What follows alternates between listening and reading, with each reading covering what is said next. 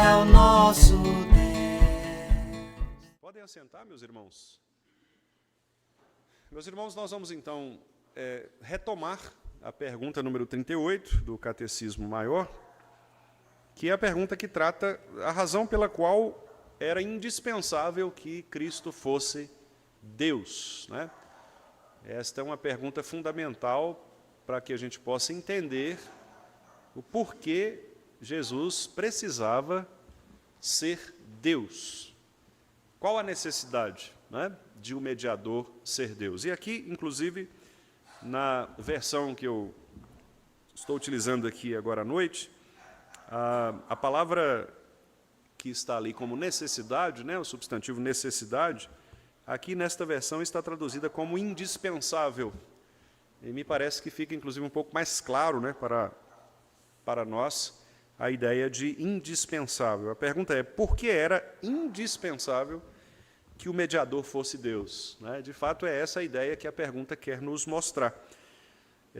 Não haveria a possibilidade de Jesus não ser Deus, não ser divino. E é exatamente o que a pergunta responde, né? Ela responde esta necessidade indispensável de um mediador ser Deus. E aí nós temos algumas razões que são apresentadas na resposta. Primeiro, para que ele pudesse sustentar a natureza humana. Se ele não fosse Deus, ele não suportaria a natureza humana pecadora, né? Então, ele precisava ser Deus para suportar toda a pecaminosidade da natureza humana. Por melhor que fosse, né, algum homem, por mais experiente, por mais santo que fosse, ele ainda seria pecador. E seria impossível representar perfeitamente cada um de nós, porque era pecador. Então, Cristo, não sendo pecador, sendo Deus, ele pôde se guardar da natureza humana e, por isso, como diz a segunda parte ali, né, além de sustentar a natureza humana, também guardá-la de cair debaixo da ira infinita de Deus. Então, Cristo não apenas manteve a sua natureza humana intacta, sem pecado, como também impediu que a natureza humana caísse pela ira do Pai, né? E assim fosse entregue à morte, como também está ali, do poder da morte. Então, Cristo vai até a sepultura, ele morre, fisicamente falando, mas a morte não é capaz de detê-lo, porque ele reage à morte exatamente por causa do seu poder divino. Se ele fosse homem, ele morreria como todos nós vamos morrer. E os que já morreram, né, continuam mortos, porque não puderam reviver os seus corpos. Cristo, ao contrário, ele pôde reviver o seu corpo, e nós sabemos que ele fez isso pelo seu próprio poder. E nenhum homem poderia fazer isso, apenas aquele que é o homem Deus.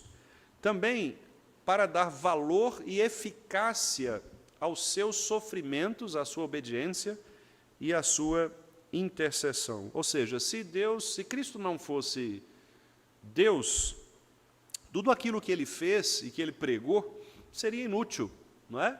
Toda a pregação de Jesus em relação, por exemplo, à sua própria divindade, porque em alguns momentos o próprio Jesus disse, olha, eu e o Pai somos um, não é? Em algum momento ele mesmo disse, olha, eu tenho poder para curar, eu tenho poder para ressuscitar. Ele demonstrou isso, fazendo, inclusive, os prodígios, né, e sinais, os chamados milagres. Então, tudo isso foi atestado porque Cristo era Deus. Senão, não haveria valor, não haveria eficácia naquilo que ele fez, inclusive sofrendo pelo seu povo, obedecendo aos mandamentos de Deus e intercedendo pelo seu povo. Por exemplo, para que nós oraríamos se Cristo não fosse Deus? Não é? Seria fazermos o que o catolicismo faz, por exemplo, com Maria. Nós tomaríamos uma pessoa humana, como nós, e consideraríamos esta pessoa humana como intercessora. No entanto, nós não fazemos isso exatamente pelo fato de que uma intercessão humana, ela é ineficaz, ela não tem poder em si mesmo. Somente aquele que é Deus e que acessa o trono de Deus é que pode se tornar também o mediador, que pode também se tornar o intercessor perfeito. Então, Cristo, ele vence o poder da morte, ele preserva a natureza humana e ele valoriza e faz eficaz o seu padrão, né, de sofrimento, ou seja, aquilo que Cristo sofreu teve uma validade real, não foi uma encenação, não foi um sofrimento de um Marte qualquer. Não é? Muitos dos nossos irmãos do passado, e até hoje, também no presente, sofrem como mártires. Não é? Alguns foram mortos, torturados, etc. Foram mártires, mas nenhum deles, com o seu martírio, superou o martírio de Jesus Cristo. Por quê? Porque o martírio de Jesus Cristo foi um martírio que, de fato, resultou em algo real e perfeito, que foi a salvação do seu povo. Ele não morreu simplesmente para criar uma escola, né, de discípulos. Ele não morreu simplesmente para que ficasse conhecido na história, como alguém que entregou sua vida pelos seus amigos. Né? Algumas pessoas fizeram isso na história da humanidade, até por outras razões. Né? Às vezes, quantas histórias de heroísmo, por exemplo, a gente vê por aí. Né? Às vezes, soldados que vão para o campo de batalha, por exemplo, e se entregam, não é? Para salvar os seus companheiros, por exemplo. A gente vê filmes assim, né? Daqueles heróis que entram e morrem, entregam suas próprias vidas para salvar um grupo maior de pessoas. Mas Cristo não foi por isso. Né? Ele não entrou nesta luta contra Satanás, contra o pecado, contra o mundo, para que pudesse se tornar um mártir histórico. Não, ele entra nesta luta livremente para salvar o seu povo dos pecados deles. Essa é a missão de Jesus, foi a missão de Jesus e ele cumpriu cabalmente.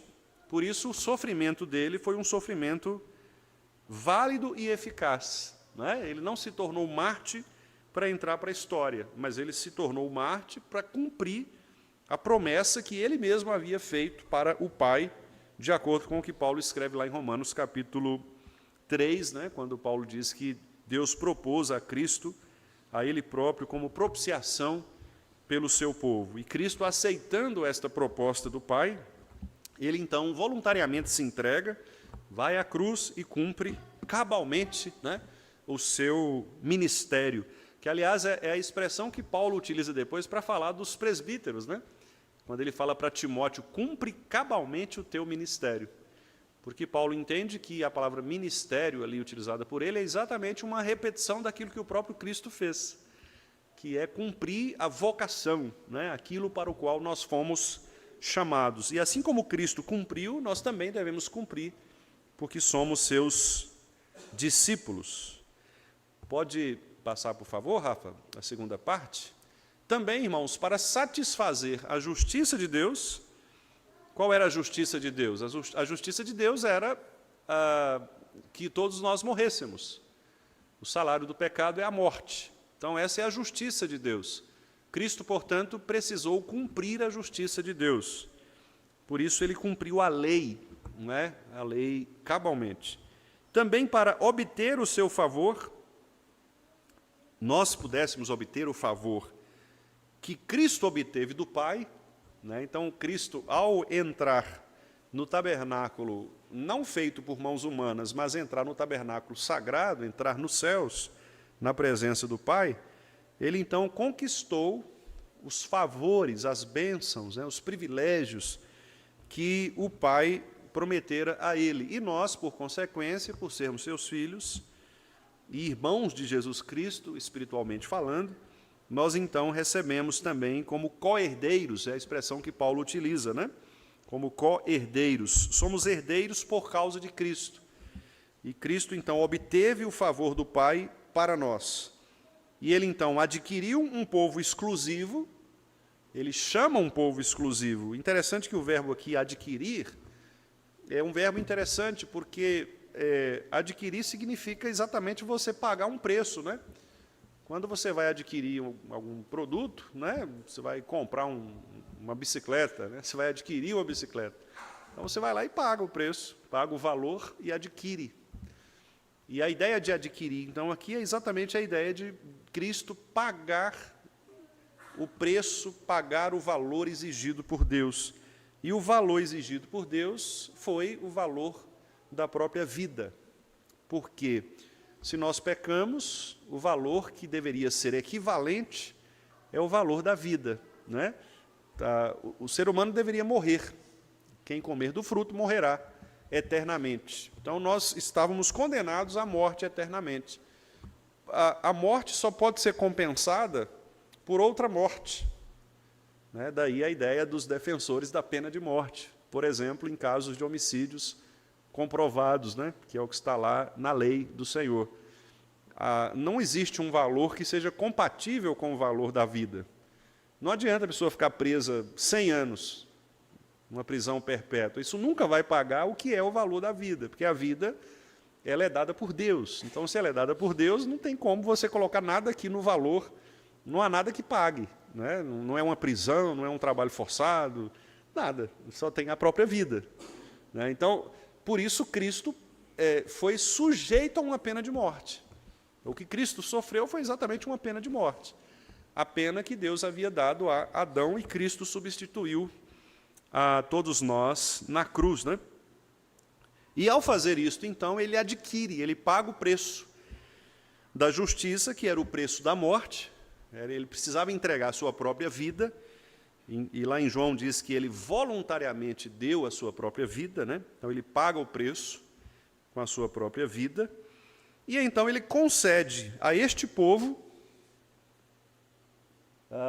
adquirir um povo peculiar, e ele também dá a esse povo o seu espírito.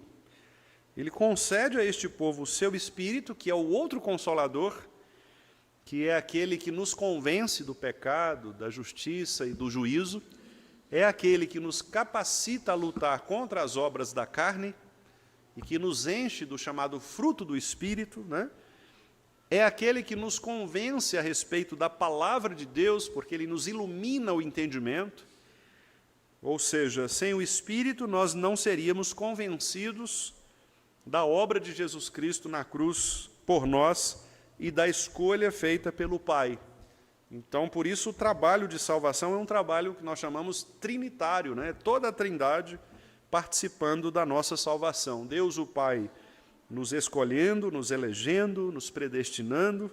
Cristo Jesus vindo para fazer toda esta obra que nós, resumidamente, vimos aqui, assumir a natureza humana, preservar a sua natureza de cair, e, portanto, de estar debaixo da ira de Deus, vencer o poder da morte, por meio do seu poder, vencer os seus sofrimentos, obedecer integralmente à lei, tornar-se o nosso intercessor, o nosso mediador, cumprir a justiça do Pai, obter todos os favores e benefícios para o seu povo, comprar esse povo exclusivamente, peculiar, e dar a esse povo, então, o seu espírito, para que esse povo possa estar completamente municiado para derrotar todos os seus inimigos, né, como está ali no texto, vencer todos os seus inimigos e também chegar à salvação eterna.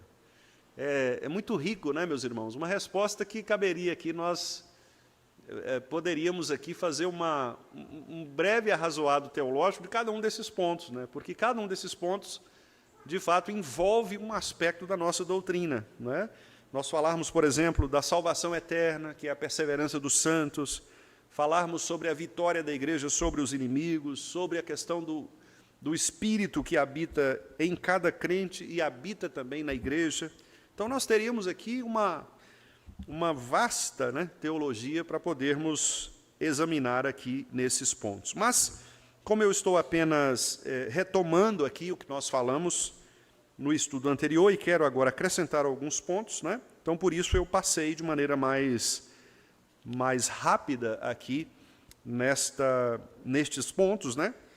Para que os irmãos pudessem se lembrar e aqueles que não puderam vir também se localizem aqui, né, de acordo com a progressão do texto. Eu vou usar hoje, meus irmãos, o comentário que é de um dos teólogos bíblicos mais conhecidos no mundo inteiro, que é o Gerhardus Voss, e nesse comentário ao Catecismo Maior, ele faz algumas perguntas, E eu achei interessante trazer para os irmãos essas perguntas que o Gerhard Voss faz no seu texto, porque são perguntas que nós fazemos no dia a dia. Perguntas que, às vezes, nós ouvimos as pessoas falarem e, muitas vezes, nós não temos, talvez, uma certeza quanto às respostas que nós podemos oferecer. Então, por exemplo, são 5 perguntas que ele faz, não são muitas. A primeira pergunta dele é a seguinte: por que um ser humano normal, e aí ele dá alguns exemplos, né? Moisés, Davi, Paulo, não é? Ou poderíamos usar outros nomes, talvez os reformadores, né? Pessoas que foram distintamente santas e conhecidamente na história crentes piedosos, né? Por que um outro ser humano normal não poderia ser o mediador e salvar a raça humana do pecado, né? Então, aqui nós incluímos, por exemplo, o grande problema da mediação humana, como eu citei para os irmãos, o problema que há, por exemplo, no catolicismo, de considerar os homens, ou os santos, né, católicos, e especialmente Maria, como sendo mediadora, e mesmo os santos também, para quem os católicos costumam rezar, né, costumam pedir. E por que estas pessoas não podem ser nossos mediadores? Por que nós, reformados, então, nós refutamos esta ideia da intercessão dos santos, né? Que é uma doutrina tipicamente católica? O Gerhard Voss responde da seguinte maneira: todos os seres humanos normais são pecadores por natureza. E essa palavra é uma palavra importante. Quando ele diz por natureza, ele quer dizer que nós nascemos assim. Não é por ocasião, não é por acaso, mas naturalmente nós somos pecadores. Então, uma criancinha que está sendo gerada no ventre da sua mãe, ela é pecadora. Não há aquela ideia da neutralidade espiritual. A criança ela não nasceu ainda, ela não praticou o bem ou o mal, então ela não pode ser considerada pecadora. Não é esse o ensino da Escritura. O ensino da Escritura é de que a criança ela já é gerada em pecado, porque a geração humana não depende de uma decisão do intelecto, da vontade, até porque essa vontade já está corrompida, como nós sabemos também pela Escritura. Então, o fato é que o ser humano todo, ele é, por natureza, pecador. E então o Gerhard Voss responde assim, né? Todos os seres humanos normais são pecadores por natureza e, por isso, não estão qualificados para a obra de salvar outro do pecado. Aqueles que, em si mesmos, carecem de salvação, não podem realizar a salvação de outros. Esse é o argumento, por exemplo, que nós utilizamos contra a intercessão dos santos, conforme o catolicismo romano. Porque, ora, como pode um pecador rogar por outro pecador? Não faz sentido nós nos dirigirmos a Maria, que, muito embora tenha sido bem-aventurada, como nós sabemos pelo próprio texto bíblico, de fato ela é bendita entre as mulheres, está no texto bíblico, mas ela foi gerada em pecado. Então, Maria não teve uma geração imaculada, como o catolicismo apregoa. Ela nasceu em pecado e permaneceu pecadora, muito embora tenha dado o seu ventre para a gestação de Jesus Cristo, nosso Senhor. Mas ela própria precisou ser salva, e nós cremos que ela foi salva pela narrativa bíblica, pela maneira como o próprio Cristo se dirige a ela em alguns momentos, né? Ela precisou ser salva pela obra do seu próprio Filho, Jesus Cristo, que assumiu ali não só o papel de filho, humanamente falando, mas do Senhor de Maria, não é? Então, Cristo era o Salvador de Maria, foi o Salvador de Maria. Cristo foi o Senhor de Maria. E isso fica muito claro em muitos textos, né, do Novo Testamento, no ministério de Jesus, como, por exemplo, no momento em que, logo em João, né, no capítulo 2, no milagre de Caná da Galileia, quando ela tenta interferir no ministério de Jesus, e ela fala acerca do vinho que tinha acabado, e Jesus fala, olha, ainda não chegou a minha hora, né?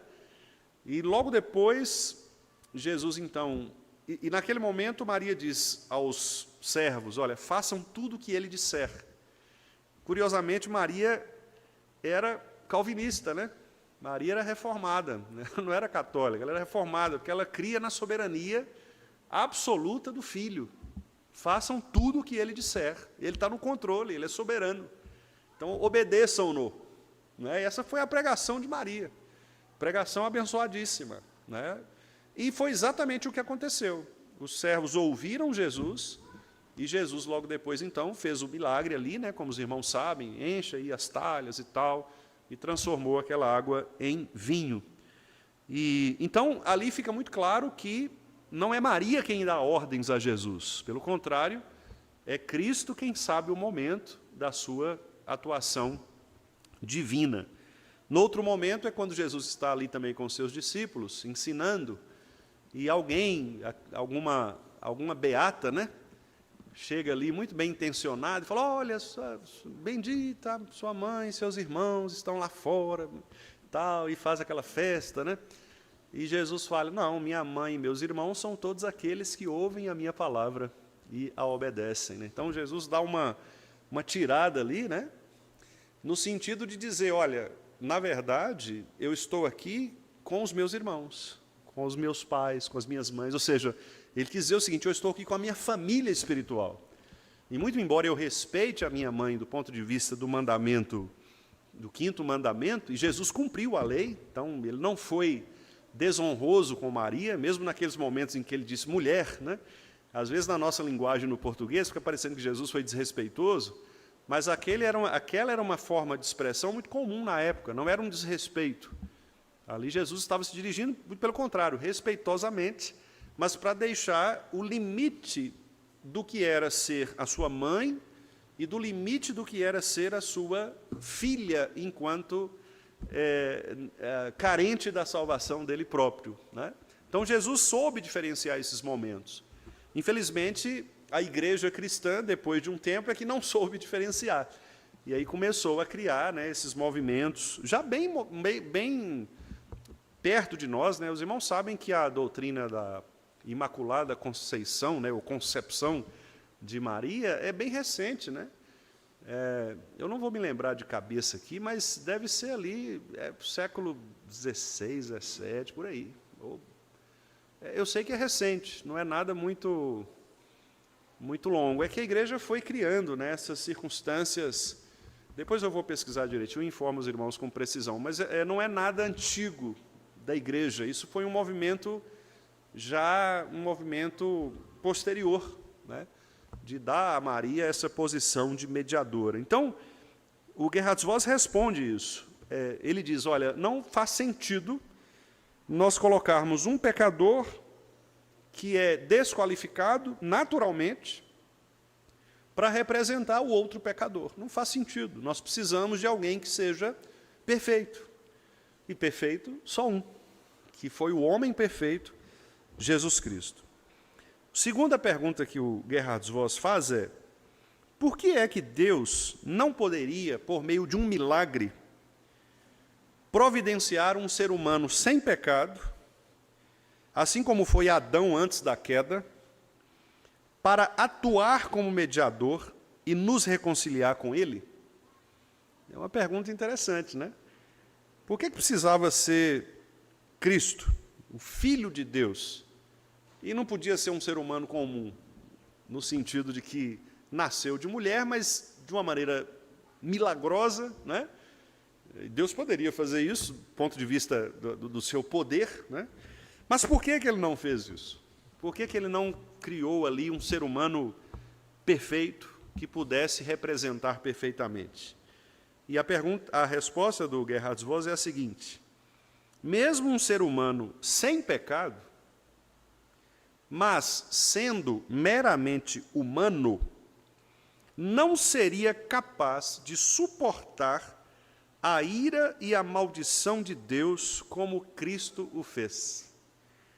Era necessário que o mediador fosse Deus para que pudesse sustentar e apoiar a natureza humana em suas tentações e sofrimentos. Interessante isso, né? Então, quer dizer, poderia nascer um ser humano sem pecado, poderia. Deus poderia fazer isso, não é? Ele é poderoso para fazer isso. Mas o grande problema, segundo o Gerhard Voss aqui, é que esse ser humano, sendo ele meramente humano, não sendo Deus, não suportaria a ira de Deus. Ele sucumbiria ao peso da ira de Deus. Então, nenhum ser humano comum, não é, meramente humano, suportaria. Então, repare que o Gerhard Voss aqui coloca que não é só a questão de ter pecado. É mais do que isso. É a limitação da própria natureza humana. Então, ainda que nós não tivéssemos pecado, no sentido de sermos o mais santo, né, que pudéssemos ser, e alguém que beirasse a perfeição, nós não conseguiríamos suportar o peso da ira divina.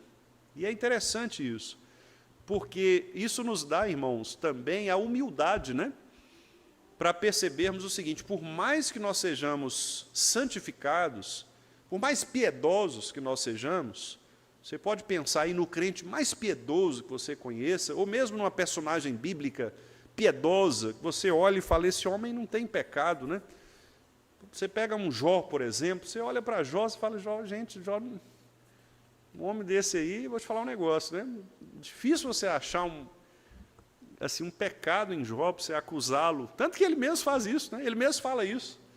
Ele falou, o que eu fiz? Me acusa, então, do que eu fiz. E os amigos dele ficam até numa situação delicada, né? Porque ele não tinha pecado, no sentido de ter pecado, de ter cometido algum pecado para receber de Deus todo aquele desastre, né, na vida dele. Mas ele era pecador por natureza. Então, a ideia não é só o fato de não ter pecado, é o fato de que a própria natureza humana ela é fraca diante da necessidade do juízo de Deus, né? A gente pode se lembrar de alguns episódios, quando Moisés pede para ver a glória de Deus, por exemplo, e Deus diz para ele, olha, não tem como você ver a minha glória, nenhum homem é capaz de ver. Então, ali, mesmo numa relação positiva, ali Deus não estava condenando Moisés, pelo contrário, ele estava ali num processo de chamamento, né, de Moisés. Não seria possível Moisés contemplar a glória, né? Então, nenhum ser humano conseguiria suportar a ira de Deus, as tentações, o sofrimento, né? Então, esse é o segundo ponto aqui do Gerhard Voss. Então, não poderia ser um homem normal, não poderia ser um homem perfeito, contudo, somente humano, né? Terceira pergunta que ele faz é, como poderia Jesus Cristo, que era apenas uma única pessoa, dar a sua vida em resgate por muitos? Aqui ele cita o texto de Marcos 10, 45, né, que é exatamente este versículo. E receber o castigo pelos pecados de muitas pessoas. A pergunta do Gerhard Voss aqui é, como é que pode uma só pessoa representar muitos, receber o castigo de muitos? Porque, veja, irmãos, pensa em você. Se você fosse pegar só os seus pecados, já seria pecado suficiente, não seria? para resolver diante de Deus, né? Imagina, você chegar com uma lista lá de só os seus. E vamos supor que você é muito bonzinho, você vai e pega o pecado de sua esposa, do seu esposo, e leva junto. Aí daqui a pouco você pega os seus filhos e vai somando ali. Daqui a pouco você vai, tem um amigo também que eu gosto muito, e aí, você imagina, é impossível, né, a gente pensar uma situação dessas.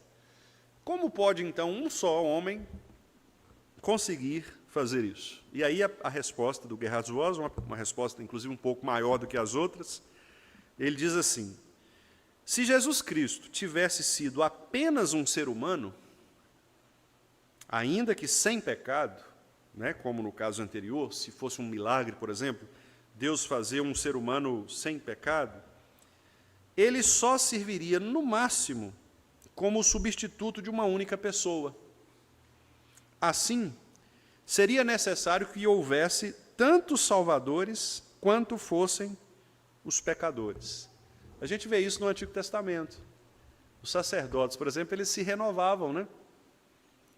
um só sacerdote ele não ficou o tempo todo, ele se renovava porque ele tinha que ali representar os pecados do povo, e chegava um momento em que a transição acontecia. Se Deus estivesse disposto a conceder uma tal providência, né, de uma pessoa, talvez uma vida pudesse ser dada em troca de outra. Tudo bem, um por um, né? Eu vou substituir outra pessoa. Mas como Jesus Cristo não era exclusivamente um ser humano, mas era também verdadeiramente Deus, verdadeiramente divino, por isso foi possível que ele desse a sua vida em resgate de muitos, tornando-se o legítimo substitutivo do povo de Deus. É muito interessante isso, né? Porque lá em Mateus 1, 21, de fato a promessa é: ele se chamará Jesus e salvará o seu povo dos pecados deles. É interessante isso, porque isso nos dá, irmão Romar, a ideia de igreja, de coletividade, de povo. E esse é um argumento muito forte contra estas pessoas que acham, que pensam que podem viver um cristianismo fora da igreja. Fora da igreja. A pessoa acha, o importante é a minha relação com Cristo, eu com Deus. Eu não preciso de igreja, não preciso de pastor para me falar o que eu tenho que fazer, não preciso de ninguém. Eu e Deus. Isso não existe no cristianismo bíblico. Porque o cristianismo bíblico ele envolve necessariamente uma relação de povo. É um aspecto coletivo. Jesus não nos ensinou a orar meu Pai, ele ensinou a orar Pai Nosso. Porque ele veio para salvar o seu povo dos pecados deles. Então, muito embora, sim, Cristo tenha morrido por mim, individualmente, ele nos chama pelo nome, as suas ovelhas ouvem a sua voz, e ele sabe o nome das suas ovelhas, esse aspecto individual, subjetivo, ele não é mais importante do que o aspecto coletivo ou do corpo. Eu sou salvo individualmente para estar no corpo, para fazer parte da igreja. Eu não sou salvo individualmente para ficar por aí zanzando e achando que eu sou crente fora do corpo. Não existe isso. Se eu sou salvo, eu busco o povo de Deus. E é por isso que a gente estranha, muitas vezes, aquelas pessoas que se dizem convertidas, mas não têm apreço pela igreja, pelo povo de Deus. Você estranha a pessoa assim. Você fala, não é possível. Que o lugar em que a pessoa manifesta sua eleição, sua conversão, é junto do povo de Deus, é na igreja. Então, uma pessoa que diz, eu sou salva, mas esse negócio de ir para a igreja, isso aí não dá certo, não, eu prefiro ficar aqui em casa mesmo. Olha, fuja desse tipo de argumento e tente convencer esta pessoa de que ela está errada. Porque Cristo nos salvou para ser o seu povo, para ser a sua igreja. Então, é muito interessante essa observação do Gerhard Voss aqui, inclusive usando o texto de Marcos 10, 45. Dar a sua vida em resgate por muitos. Então, embora Jesus tenha morrido individualmente por mim, por você, ele fez isto para que eu e você pudéssemos fazer parte deste povo. Então, essa expressão aqui do teólogo bíblico é muito interessante. Tornando-se o legítimo substituto de todo o povo de Deus. E aí ele completa. A sua natureza divina deu à sua natureza humana um valor infinito, de modo que Jesus pudesse sofrer e morrer por muitos a um só tempo. Então, embora Jesus estivesse ali na cruz como homem, foi a natureza divina que deu a ele o poder para suportar os pecados do seu povo. Como eu disse, né, citando aqui o Voss, se fosse alguém sem pecado, perfeito, mas apenas humano, ele iria à cruz, mas não suportaria os pecados de todos. Talvez ele suportasse os seus próprios pecados, mas ele não seria capaz de suportar os pecados de muitos, né, como o texto bíblico coloca. Cristo só foi capaz de suportar porque a sua natureza divina cobriu a sua natureza humana, deu à natureza humana este valor infinito, né, para que ele pudesse, então, ter a capacidade, a condição de sofrer e morrer pelos pecados do seu povo. Quarta pergunta. Quando Jesus foi tentado por Satanás, era possível que ele pecasse? Essa pergunta é muito boa, né? Acho que alguns irmãos talvez tenham essa dúvida. Lá em Mateus 4, quando Jesus é levado pelo Espírito de Cristo, pelo Espírito Santo, né? Tem gente que acha que foi Satanás que levou, não foi, foi o Espírito Santo que leva Jesus para ser tentado. Veja, não é o Espírito quem tenta, mas é o Espírito Santo que autoriza a tentação. Satanás, ele só pode nos tentar mediante a autorização de Deus. Aquele que é de Deus, o maligno não lhe toca, diz 1 João, o apóstolo João diz. Então, para que ele toque em nós, de alguma maneira, Deus precisa autorizar. E foi exatamente o que aconteceu com Jesus. O Espírito Santo conduz Jesus até o deserto para ser tentado pelo diabo. E a pergunta é, Jesus poderia pecar? A resposta do teólogo bíblico Gerhard Voss é: sendo Jesus Cristo verdadeiramente Deus, somos obrigados a concluir que, na verdade, era impossível que ele pecasse. Porque ele era Deus. Ele não pecaria, ele é perfeito. Ainda assim, olha que interessante, irmãos, como que o pensamento reformado ele é belo, né? Porque ele considera a palavra de Deus e não os raciocínios, né?